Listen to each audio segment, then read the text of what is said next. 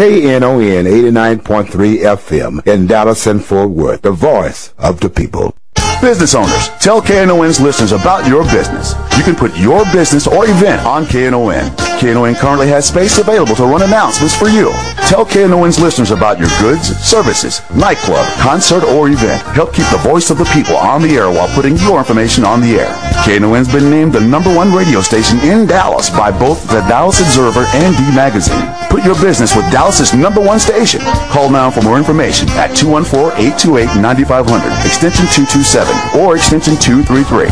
For more information, go to knon.org and click on the Run Spots on KNON page. It's a great way for your business to support community radio while letting more people know about you.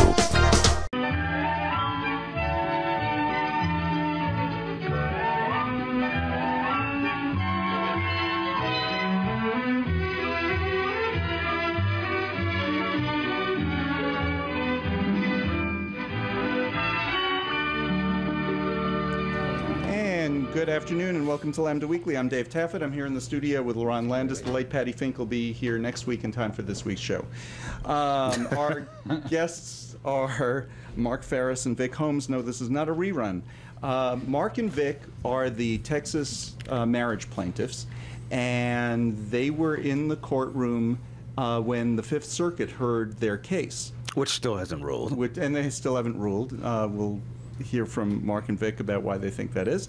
But they talked about the Fifth Circuit. Well, this week they were at the Supreme Court, not just at the Supreme Court, but in the Supreme Court. We're going to talk to them in just a second. It is Pledge Drive. We do need you to call. The number is 972-647-1893. That's 972-647-1893. If you don't want to call us with a pledge, you can text us with a pledge. And to text, you text KNON to 56512 to make your pledge. Real easy, 56512. You'll get a KNON pledge form sent to your phone. Let us know your favorite show, which is us, by the way. It's us.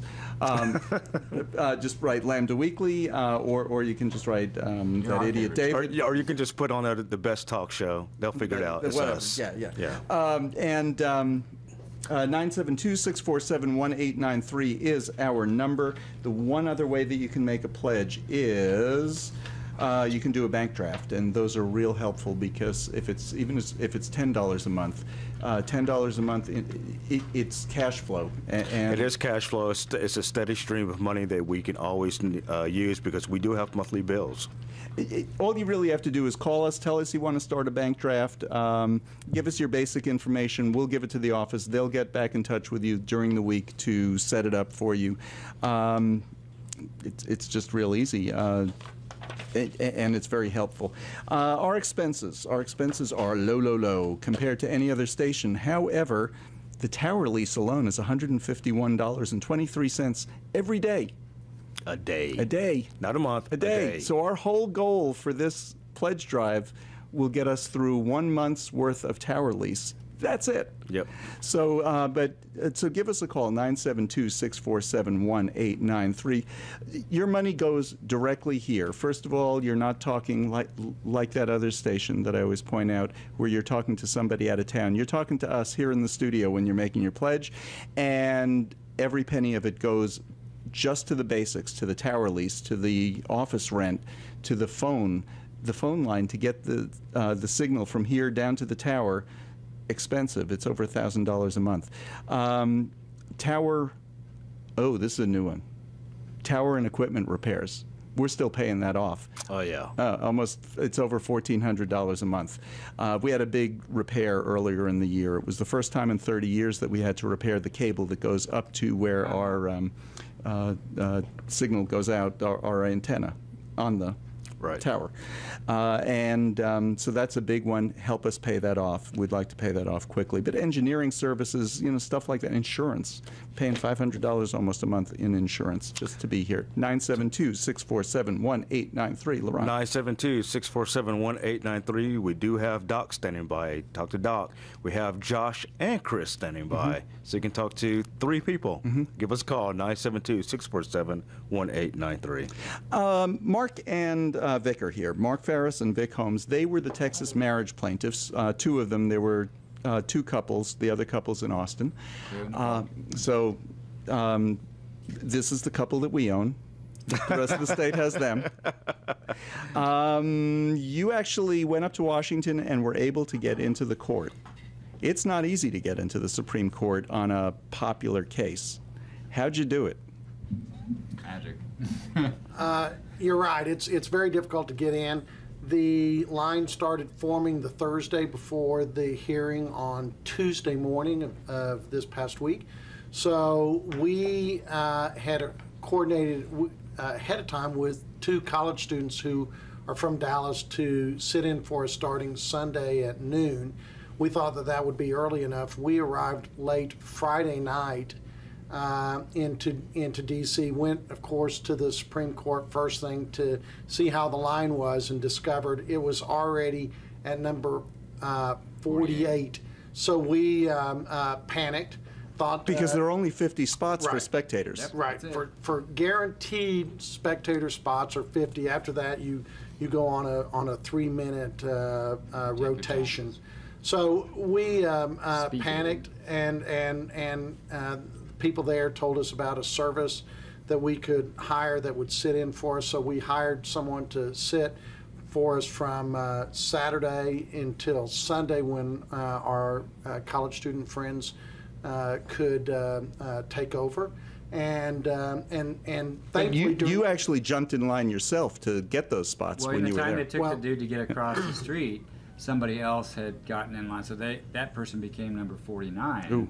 So yeah, we stood there while the guy was doing his putting together the new people to come stand in for us.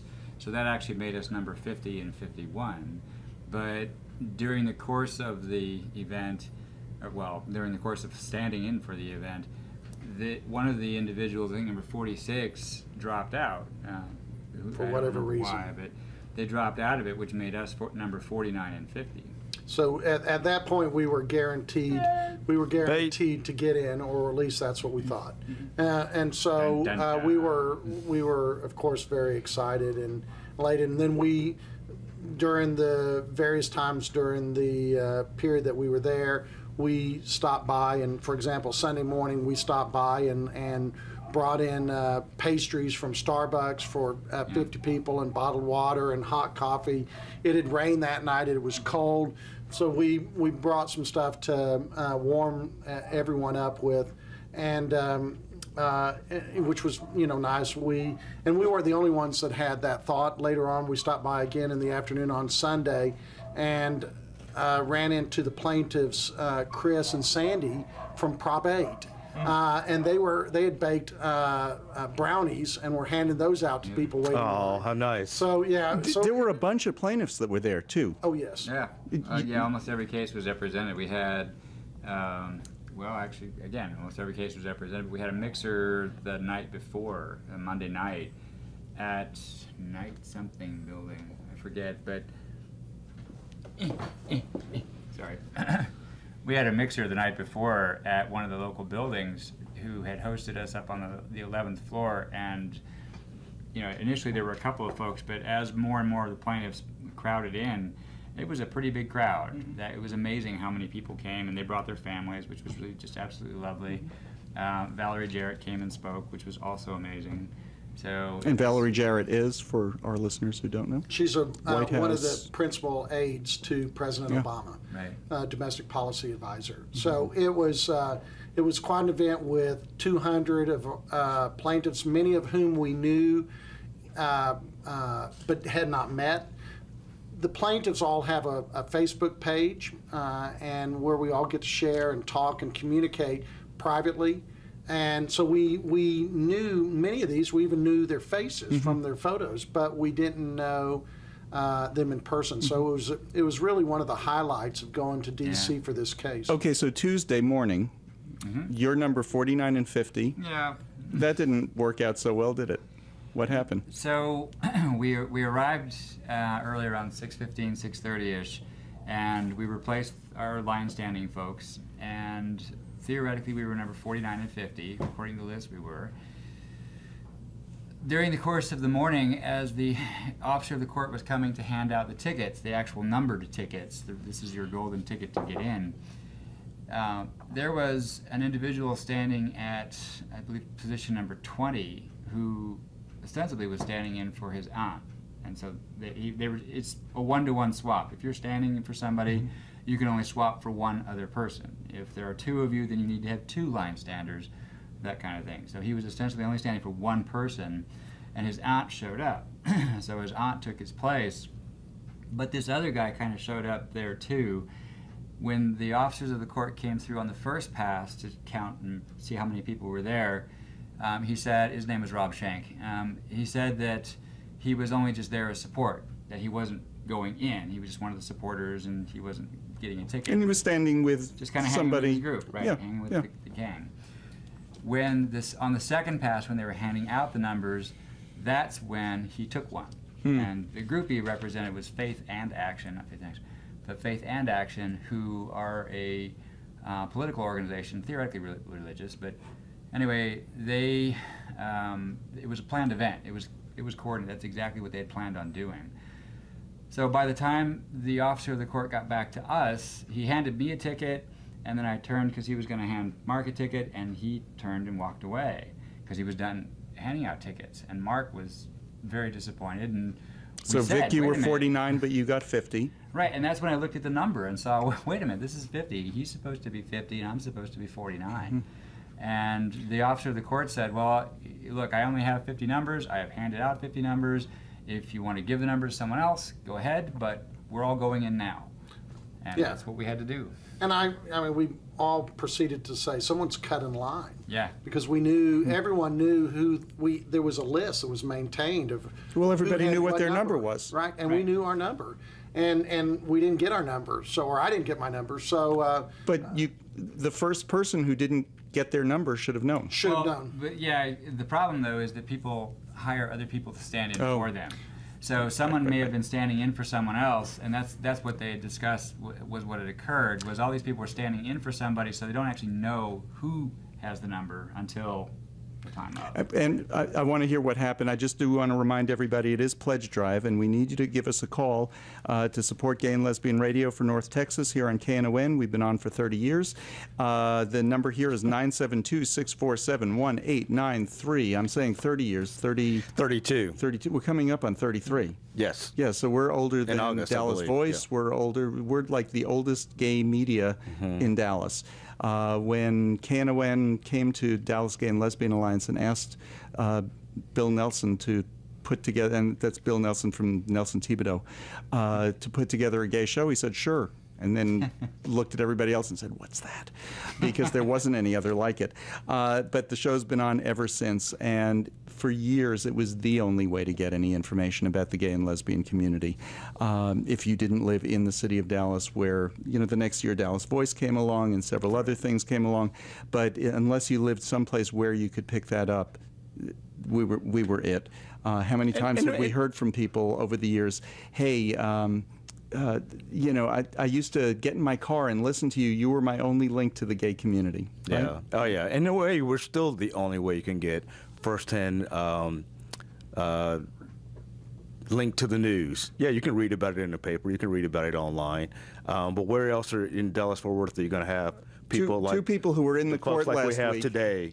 Who were there? I mean, we have a direct link to it. 972-647-1893. That's 972-647-1893. Please give us a call.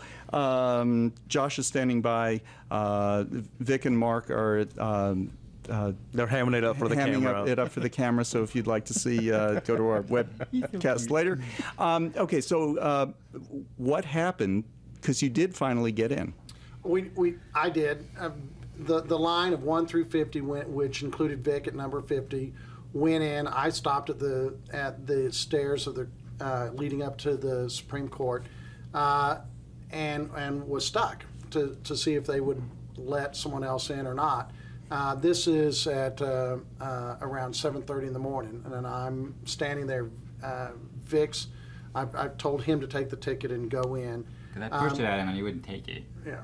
And so he went in, everyone else went in, and the next thing I know, I had someone from the New York Times coming up and asking me, said I've just talked to Vic Holmes on the inside. I'm thinking, how did she get in there and talk to Vic? But New York Times. The New York Times. So what it turned out was Lambda Weekly tries to do those things. We don't get away with it.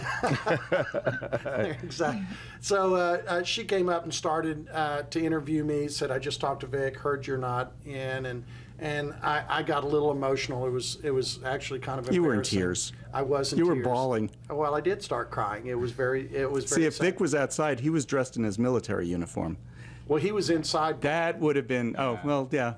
That helped. I had to find a room somewhere. That helped. So ultimately, at the end of the day, cutting the story a little short, he inside the people started.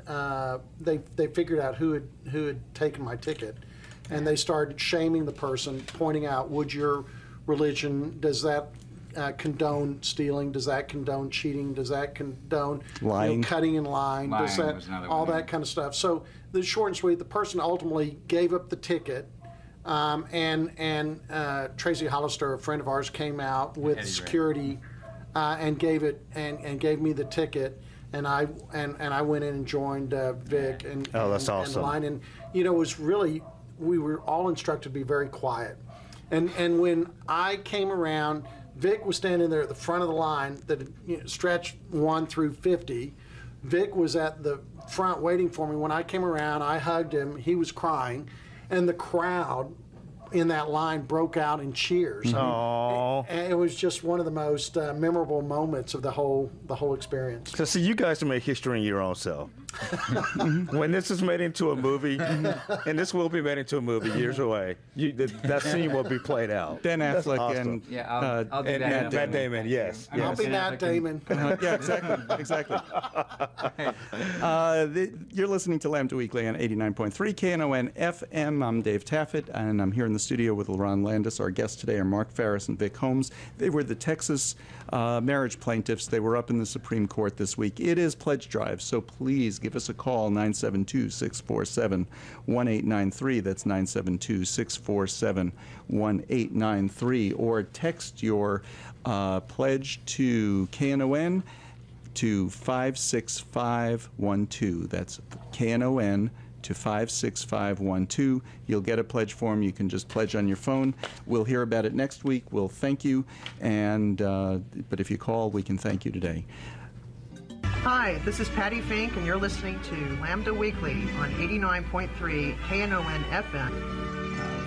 And welcome back to Lambda Weekly. I'm Dave Taffet here in the studio with LaRon Landis. Our guests are Mark Phariss and Vic Holmes, who are mugging for the camera. And when I say that, we do a podcast. You can find it online at KNON. Yes. Because Doc posts it every week at KNON, and it's a YouTube if you go to video YouTube and just type in Lambda Weekly, it'll come up. But the easiest way to find this week's show is just to go to knon.org. You can also pledge online at knon.org. If you just click on the pledge button, which is in the upper left-hand corner, it takes you to a pledge page. So if you're on your computer right now, lots of people listen to us on the computer. So if you're on your computer right now and you'd like to make a pledge, just go to knon.org and click the pledge button, and you'll be there. One thing about KNON, it is the only station in Dallas, it's probably the only station in North Texas, where every show is locally produced. There is no national content, no syndicated content. No demanding playlist that you have to play this. One of the people in the studio at all times is the producer and is responsible for the show. Guilty, and we take responsibility for it, which doesn't happen with other shows on other stations. But we do it because we care so much about this station, and we care about what our topic is. Rabbi Joseph just loves Jewish music, and so every week he's here doing the Jewish Music Hour just before us. And the gospel show just before them, it's their ministry, and it is so important to them. And they do a whole lot better than we do. So we need the gays, we need the lesbians, we need the trans and the bis, we need you all to call. And we need our allies. And we need also. the allies to call. Yeah. Last time, who funded us? It was more allies than it was. That's true. Yeah. 972-647-1893. There's one other way that you can make a pledge, and we usually get one or two. You can come over to the studio. You can meet us if you wanted to. You can watch the show if you'd like. 972-647-1893 is the number. Give us a call. Josh is standing by. I think Doc is in the other room. Yeah, again, that number is 972-647-1893. And Chris is standing. I can never remember your other name. Josh, Chris. I've never called you that. But Josh and Chris, our split personality board operator, will be answering the phones. 972-647-1893. Okay, so let's go to the actual case. The case started at what time? 10. At 10 o'clock, and you went in at 7:30. Correct. Well, I didn't. Vic did. But that's when they let most people in. It took longer to seat everyone than it did actually. How many actual seats are there? There is a special place for Supreme Court attorneys. I know Steve Rudner, who's the chair of Equality Texas Foundation, is a Supreme Court approved, I don't know if that's the right word, attorney, and he was there. Right. He was on line number 3, Right. not 50, so that he didn't get bumped. Right. Yeah, I Some mean, people got there on time. They had spots for 75 licensed attorneys who are approved to practice before the bar. They have 50 basically guaranteed seats for spectators. They have seats for the plaintiffs. They have seats for friends of the justices or relatives of the justices, and then they have some. And there's seats for the press. And there's seats for the press. Now, seats for the plaintiffs. There were a lot of plaintiffs in this case. Correct, and not all of them got in. Oh, okay. There are 32 plaintiffs, and because the case states. was a consolidated case from Ohio, Michigan, Tennessee, and Kentucky. Correct. And exactly. each of those had multiple plaintiffs. Correct. I mean, Kentucky alone had seven couples who were plaintiffs. Ohio was actually 2 different cases. Right. So, and one of the other states was 2 cases too. I forgot which one. Anyway, okay, so there are a couple of hundred people in the courtroom at most. Something like that. Small room. Correct. It's surprising. So the way that the seats are arranged, the room is just one big square of marble, so the echoing is pretty intense. But outside of these marble columns, there's all of these drapes that drape it kind of from the rest of the small space. Behind us behind the drapes was where they had all the 3 to 5 minute seating. So if you were standing in line but you didn't get into one of the guaranteed seats, you could get into kind of a revolving door line where you come in. They let you sit for between 3 and 5 minutes. I have no idea what their criteria for deserving that is, but it was kind of like speed dating. You come through, you sit down, you listen for whatever time, and then they come in and they take you right back out again, and the next group comes in, and you just keep rotating around.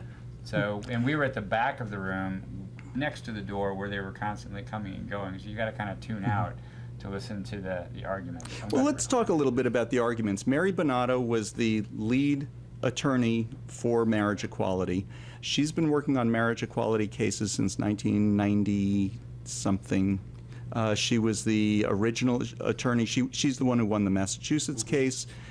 She's been involved in a number of cases along the way. I think she said she's been working since 1990, actually, preparing. And she coordinated all of the amicus briefs in all of the circuit courts, including the Fifth Circuit's in our case. And she coordinated the amicus briefs with the Supreme Court. So she's really been involved. I listened to it because the actual hearings are posted. These they got up immediately. Normally there's a 1 or 2 day delay, but these they got up immediately. And I listened to it. From inside the court, how did she do? Well, we thought she did fine. I think at the beginning she got a little off stride because I think she didn't get to really finish her sentence, which is not uncommon. She was interrupted immediately. Which I think would be a little disconcerting. When you've got one thing in mind you want to finish saying.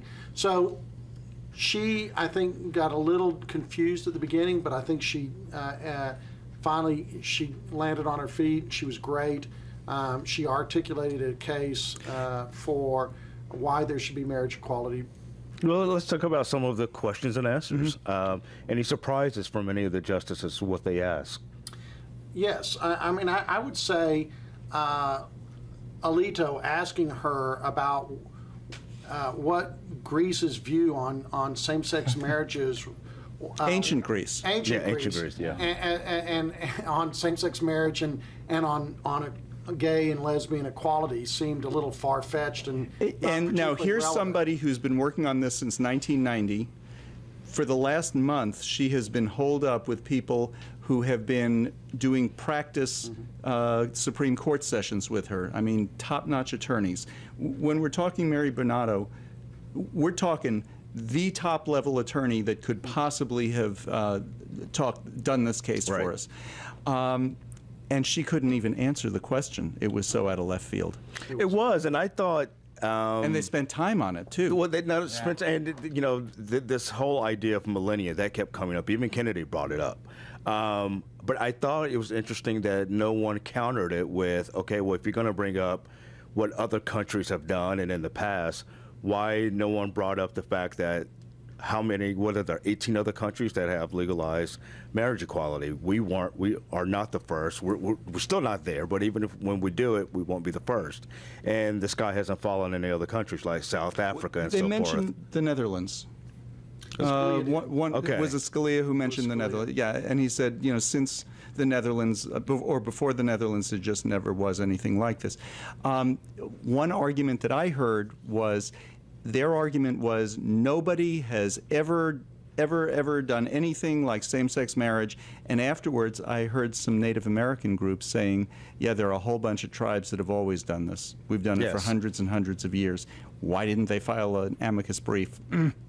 I wish they did, because that would have been perfect. Well, there was. Who knew that was going to be the question? Not political. Yeah. Right. Well, there was an amicus brief filed by historians on marriage. So all of those issues, I believe, are addressed in that amicus brief.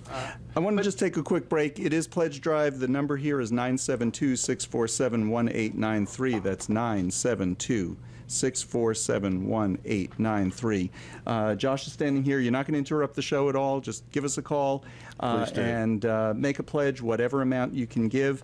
We have a number of pledge...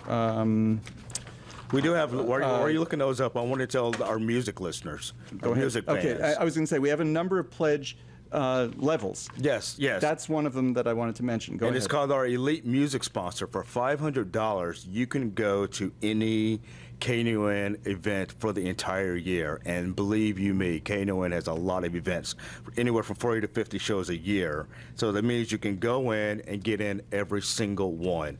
And, you know, they serve food at these events. You get to see a lot of great live music. And that's a steal. That is a steal. And our Knon concert folding chair premium used to be $125 pledge. Now it's only a $100 pledge. What a bargain. You can go to the concerts. You can bring your concert chair.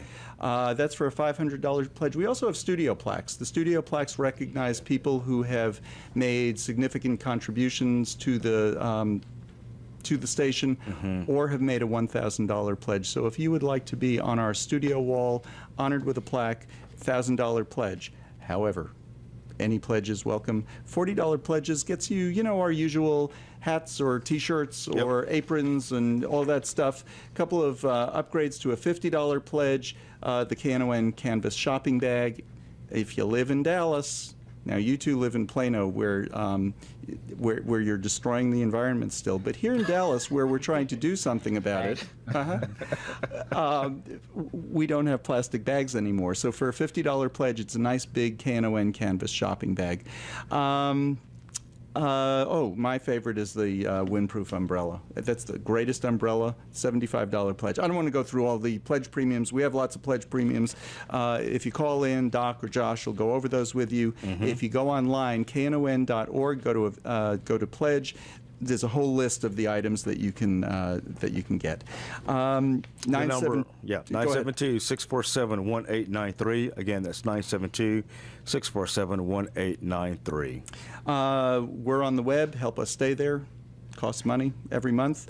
One of the things about KNON, there are no radio executives. If you've ever been to KNON and you've ever met our crazy station manager, you would know what we mean. Right. Not a radio exec. He's just somebody who cares about this station passionately like we all do. There are no market researchers, no overpaid consultants.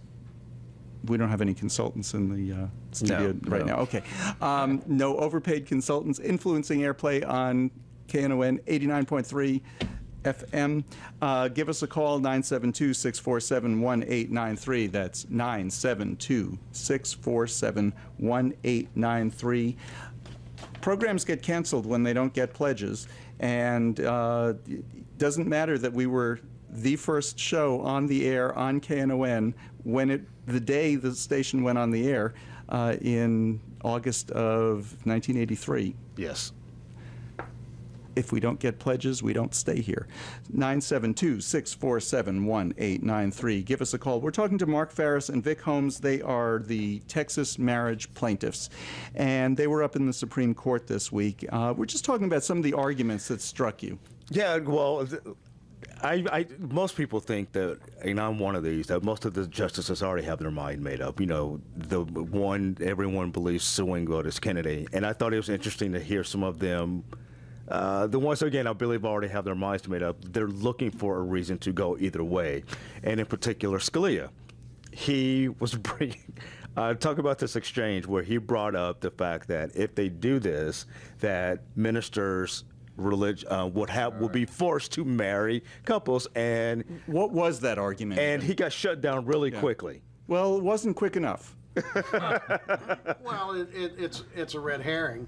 I mean, the First Amendment would preclude that. I mean, right now we have Catholic priests who do not marry and are not required to marry people who have been previously divorced. They are not required, if it's against their religious beliefs, to marry someone who is outside the Catholic faith. And Justice Kagan pointed out that a rabbi very often will not marry an interfaith couple. Exactly. And so we have known circumstances today where, from a religious perspective, no priest is ever obligated to marry anyone they do not want to marry. For religious reasons. The argument was kind of convoluted, that if we leave this to the states can put in the safety features into the law, but if it's just a federal right, a constitutional right, that will force pastors to marry people that they don't want to marry. Right. And it's simply not true. Right. It isn't true, and I think that it was Kagan did a very good job of pointing that out, and I think Mary Bonato did a very good job of responding to that and pointing out that that's not the case. So it's a red herring, and it was really kind of one of the sideshows in the argument. Mm-hmm. Yeah. What were some of the other arguments that struck you? What were some of the good arguments? Because we're talking about some of the bad ones. What were some of the good arguments? Because the other side really doesn't have a whole lot of stuff. Right. Well, I mean, the great arguments were pointing out the impacts upon children of gay and lesbian couples who really need the protection that comes from being married and being married under one that's recognized by the state. Yeah, it was amazing that the state spent so much time talking about how much of an impact negatively this would have on kids if gays and lesbians were allowed to marry, but they really spent no time at all on the fact that gays and lesbians already have kids, are raising them, and everything is just fine, except that those couples have to work harder in order to get their kids to the same level that couples that are married have. Then why in all of the studies do kids of gay couples come out with an advantage? Because they're super special. Actually, we've done whole shows on that thing, and there are a whole bunch of reasons. But actually, most studies show that children of gays and lesbians actually come out either equal to or slightly ahead of children of heterosexuals. Another argument on our side that we like to point out is that, look, all straight couples don't have kids, whether they're infertile or they don't want to have kids by choice. Well, Ruth Bader Ginsburg made that argument. And she made that a great argument. Look, what about if a 70-year-old couple? Now, she's 82. You're right. So when she was pointing out the young'uns in their 70s, it was kind of funny. And if the Supreme Court doesn't hurry up, who knows, I may wind up becoming 70 before I can marry. Yeah, right. I mean, well, maybe Matt Damon will be available then. We need to take a break. You're listening to Lambda Weekly on 89.3 KNON FM in Dallas. I'm Dave Taffet. I'm here in the studio with LaRon Landis. The late Patty Fink is very. It is Pledge Drive. It is Pledge Drive. 972-647-1893. That's 972-647-1893. We have unique talk shows on this station, like us. We're one of the odd ones. We have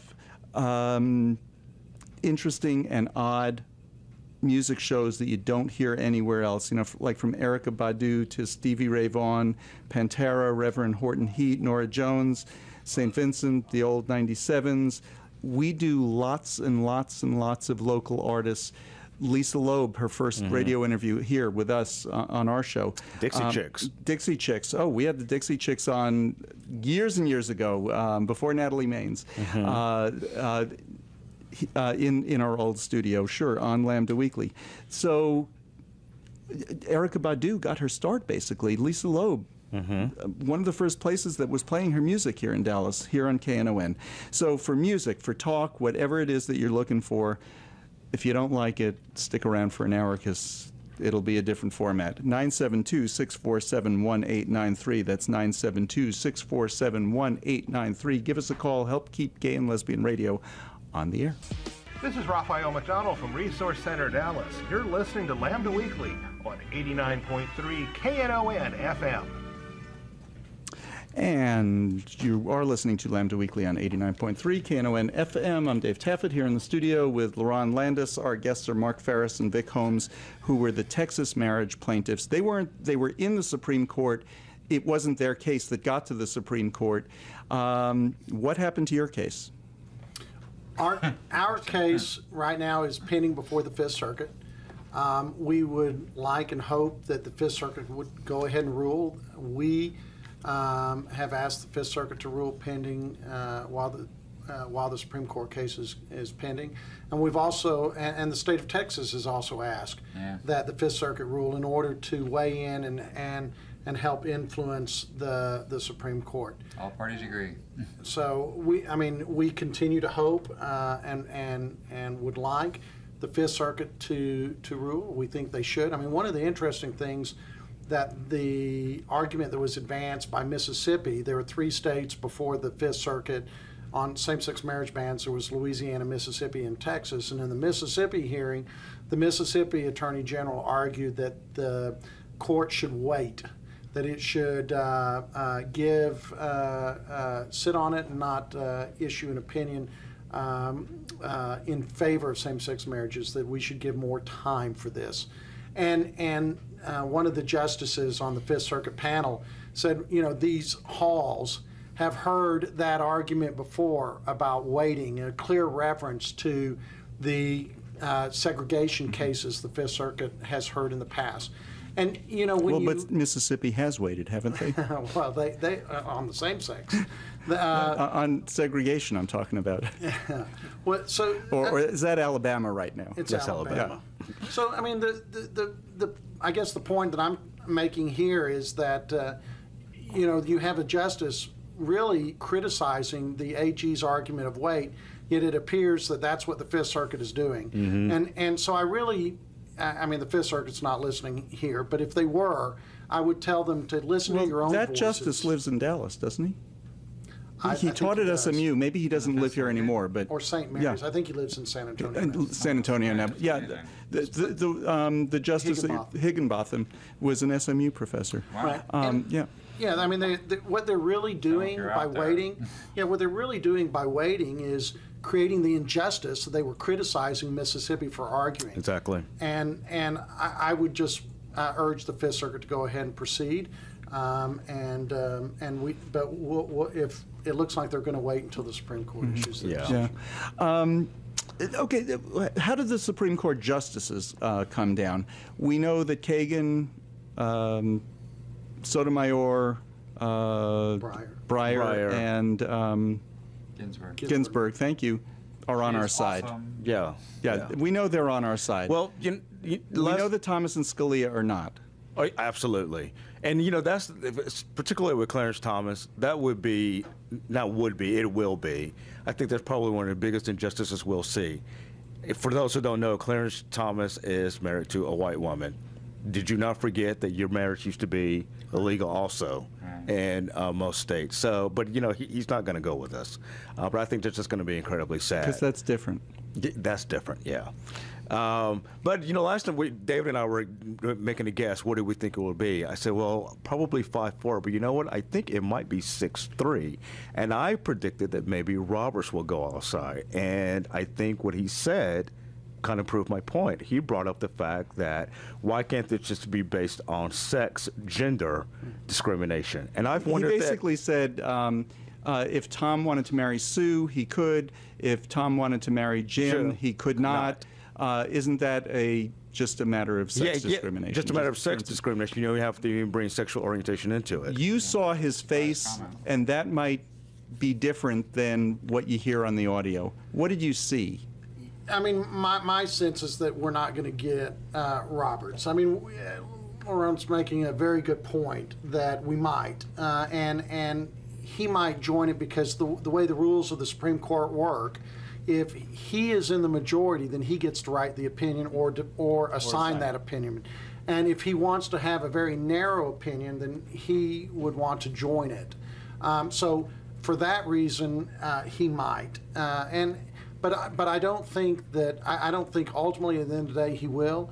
One other point I want to mention is there were two issues before the Supreme Court. The first was the rights issue, whether a state is obligated to recognize a right. The second is a recognition issue, whether a state must recognize another state's marriages. On that second issue, I clearly think if they get to that issue, Roberts will side with us on that issue, and I think that is very likely to be 6-3 and maybe even a 7-2. Yeah, because if they rule, and on the first issue, if they rule in favor of us, the second issue becomes moot. Right. But going back to Roberts, that same argument was actually used during where this all originated, and that's back in the Hawaii case. And I read an analysis on it and said, if we win on that, some people will say, fine, a victory is a victory, but ultimately they said that's not actually a good victory. I don't know. They were kind of making a legal argument. I don't know if you guys have a point in that. If we win just on the recognition? No, if we win based on sex discrimination, that really would not be. It's a victory, but it's not a good one, they were saying. I don't see this. I don't see the Supreme Court ruling on that basis. That could be part of a concurring opinion by Roberts, but that really wasn't briefed by any of the parties. So if they choose to go there, my guess is that they will ask then the parties to then brief that issue, and they will have additional hearings on that. That would be my guess. I could absolutely see Roberts putting that in his opinion, but I don't think the Supreme Court's going to delay this case. I don't think they'll ask for briefing on an additional issue. I think they're going to issue a decision by the end of June. One of the points that I really liked was one that Kagan made, and what she said was, we define and interpret what rights are, but what we don't do is decide who gets to use those rights. So, is marriage discrimination? Does it violate the 14th Amendment? Do two people have the right to marry each other? And what the Supreme Court shouldn't be taking into account is, ooh, but it's two guys. Ooh, it's two girls. Ooh, it's a transgender person. Has nothing to do with this, with it. It has to do with, do two people in the United States, I don't have to like them, have the right to get married? Right. And if she can push that, that's another thing that I think saves Roberts. One of the points that they were trying to get across was that somehow we're trying to redefine marriage that's existed since whenever. Millennia. Yeah, the millennia, right. But I just don't see that, because marriage has always been about two people who love each other. And Well, at least through the 20th century, not much before that. well, yeah, okay, so we don't arrange the marriage anymore, and that's okay, fair enough there. At least But not in the U.S. right, but then nobody arranges marriages anymore for the majority of the group. So the redefinition of marriage is not something that we're doing so much as something that just it does itself. We don't have to Marriage, marry to I make think, sure that the I population think marriage is- completely got redefined in the 1960s when married women were allowed to own property in Texas for the first time. I think it got redefined completely when a married woman didn't have to ask her husband if it was okay for her to have a in credit 83, card. Yeah. That's real recent. That's real recent stuff. Like, we're talking, okay, so that's 2 decades, 3 decades, and 5 decades ago we're talking about. Marriage has been completely redefined, and anybody who insists that it's like biblical marriage was a marriage between one man, And as many his women, wife- as he and wanted. concubines as he wanted and could afford. Well, and David, I think you're making a great point, because the freedom of speech is a right that's granted to people regardless of whether I like what they say. And the point that Mary Bonato made and that you're emphasizing is that the right to marry is one that's entitled to people regardless of whether I agree or someone else agrees with how that is exercised. And so the fact that I might marry Vic is really irrelevant to how sacred and fundamental the right of marriage is. Yeah. Did you see any? Now, Thomas doesn't ask questions. That's just, he hasn't since like his first or second year on the bench. Did you see any facial gestures from him? Did you see any kind of interest on his part? He breathed a few times. Was it that bad? Well, actually, he did more than I anticipated. Yeah. One was, well, first he did, there was a point where I thought he was sleeping. But later, during that, he did lean over and communicate and talk, whisper in Scalia's ear about something. And then at another point, he actually had one of his aides bring him a book that he started reading. And yeah, it was a yellow book. I don't know what the issue was, but Breyer became interested in what that was and started talking to Clarence about it. And then they were sharing the book at some point, reading whatever it was. And then at some point, Clarence let Breyer take the book, and Breyer continued reading. So I have no idea what it was, other than, as Vic pointed out, it was yellow.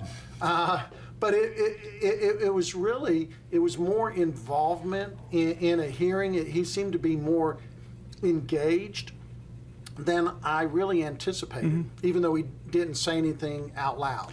Now, here's the other one that's kind of the wild card, and that's Alito. And the reason that I say that is that in October, when the Supreme Court refused to extend stays, and that led to all of the toppling of the marriage bans across the country, till we're up to 37 states now, Alito voted with the majority, and so did Roberts, to not extend the stays. Now, one of the things that I can't imagine is that he would allow marriage to go on in Oklahoma and Utah and several other states, that if marriage is not... Yeah, that's not where he was going. Why did he do it? Yeah, why would you Right. do that? Because that's just cruel to let people marry and then say, oops, you're no longer married. My guess is the reason why he did that is not because he supports the decision to allow the marriage, but my suspicion is that they already know that there are the votes for a pro same-sex marriage decision, and on that basis, then he was willing to then allow. He just figured, decisions. what's the point of waiting? Right. And maybe he also felt it's better to have a number of states incrementally adopt marriage rather than have 25 states at once. This way, it'll be slower. And Alito is also the one who brought up this idea, if we allow same-sex couples to marry, what about siblings? He also brought up, what about polygamy? Yes. Which is just really kind of interesting and funny from a legal perspective, and those are probably nicer words than I'd probably want to use off the air. But the essence is there are two principles that are involved for same-sex marriage. There's a due process and there's an equal protection. On the equal protection side, no state anywhere has allowed a straight couple to have a polygamous marriage. So you're never going to have polygamy under an equal protection clause. It's the whole gist of that argument is you're allowing something over here for straight people that you're not allowing for gay people. But as long as they don't allow polygamy for straight people, there's no polygamy for gay people. Right. So there is no what issue about in there. Josh's case where it's just split personality marrying one person? You're going to have your own whole court case. Exactly. Okay, and so the polygamy argument knocked down. The Siblings. The siblings argument. Well, the argument on that is just is silly because how many? I guess he's just saying that I guess two brothers or two sisters are going to go get married to each other. Well, how many heterosexual brother and sisters are out there trying to get married? Well, I'm not sure he was making that argument. I think he was making a little different argument, which was Mary Bonato argued that same-sex couples have a commitment and have responsibility to each other and live with each other and provide for each other. And then he said, and therefore we were entitled to have marriage. What he was saying was there might be siblings who might live together and be together for a long time and provide for each other. Should they, under that same kind of thinking, then somehow or another get state support? I don't know that he went so far as to say they should get have state marriages, but it was a really odd, bizarre question because I don't think he was arguing for sibling marriages, or at least I hope not. We're going to have 1 or 2 more minutes to talk. You are listening to Lambda Weekly. It is Pledge Drive here on KNON. Number of ways that you can make a pledge. You can call 972-647-1893. That's 972-647-1893. The phones have not been ringing, but we get a lot of our pledges from people who either text in to KNON or you text KNON to 56512. That's 56512, and just text in KNON. We get a number of people who listen to us on the computer or just go to their computer, make their pledge online. If you're making it you don't have to make it right now. You can make it anytime during the week. Right. But we'd prefer you did it right now just so that we have it in time for next week's show. We can thank you. And you go to knon.org, click the pledge button, and we are right there. And, like I said, we're the oldest gay media in Texas. Absolutely. Everybody, has said to us over the years, aren't you afraid of competition? Yeah, there have been ones of other shows, maybe twos of other shows. Right. Doug Magditch tried to do a gay piece on Channel 33. They closed down the whole news show. It did. I was on Q Television. The whole network collapsed. But and we've had another gay show on KNON. And we had another gay show on KNON that spun off from Lambda Weekly for a number of years. For some reason, Gay and Lesbian Radio has worked on KNON, has worked for 33 years. It's going to continue to work, but we need your help. 972-647-1893. That's 972-647-1893. Let's just wrap this up because we only have a couple of minutes. What do you think the outcome is going to be, and when are we going to hear it? We'll have gay marriage equality. We'll have it probably around the end of June, and we'll have a wedding in November. Is there going to be, and you're going to have a wedding in November. I've been talking. I was going to say, are you going to have a wedding in November, David? I just made an offhanded comment and on Facebook, and my whole family responded, when's the date? We need to come down to Texas. So I guess awesome now we your have to do it. family I guess now we have to do it. I have 3 cousins who have already said they want to give me away because I don't have any brothers or sisters, and my parents are gone. I like him. I'm going to have to find that out. I'll go back. Marriage coming the end of June. Will Texas put any roadblocks in the way, do you think? Sure. They may try. None of them will be legal. None of them will be constitutional. And at the end of the day, we'll have marriage equality in Texas. Vic and Mark, we'll talk to you again when marriage equality comes to Texas. I want to hear your take on it. Thank you. One last thing for all of our friends and relatives watching or listening to the show, go on your computer, call in or text to pledge money to support KNON. Thank you. Thank you very much for that. We'll be around for a few more minutes, so if you want to call after the show, 972-647-1893. That's 972-647-1893. We'll be back next week. Our guest is, I'm so confused because we juggled. It's not Candy. No, Candy's the week after. Aaron is our guest. Aaron is next week? Yeah, Okay. yeah. We'll do a news roundup. KNON 89.3 FM in Dallas and Fort Worth, the voice of the people. Business owners, tell KNON's listeners about your business. You can put your business or event on KNON. KNON currently has space available to run announcements for you. Tell KNON's listeners about your goods, services, nightclub, concert, or event. Help keep the voice of the people on the air while putting your information on the air. KNON's been named the #1 radio station in Dallas by both the Dallas Observer and D Magazine. Put your business with Dallas's #1 station. Call now for more information at 214-828-9500, extension 227, or extension 233. For more information, go to KNON.org and click on the Run Spots on KNON page. It's a great way for your business to support community radio while letting more people know about you.